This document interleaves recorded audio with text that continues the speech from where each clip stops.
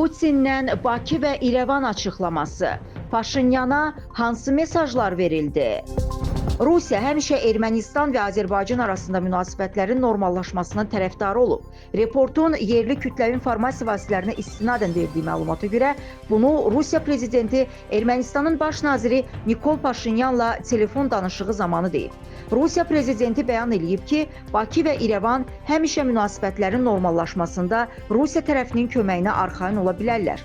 Məlumata görə Paşinyan Rusiya prezidentini Ermənistan və Azərbaycan arasında sülh sazişi mətninin razılaşdırılmasının başa çatması və İrəvanın bu sənədi imzalamağa hazır olması barədə məlumatlandırıb. Vladimir Putin vurğulayıb ki, Rusiya həmişə Cənubi Qafqaz regionunda təhlükəsizliyin, sabitliyin və davamlı sosial-iqtisadi inkişafın təmin edilməsi maraqları naminə Ermənistan-Azərbaycan münasibətlərinin normallaşmasının tərəfdarı olub və olmaqda davam eləyir. Həm Ermənistan, həm də Azərbaycan bu məqsədlərə nail olmaq üçün Rusiya tərəfinin mümkün olan hər cür dəstəyinə həmişə güvənə bilərlər, deyə Kremlin məlumatında bildirilib. Qeyd olunub ki, danışıq Ermənistan tərəfinin təşəbbüsü ilə baş tutub.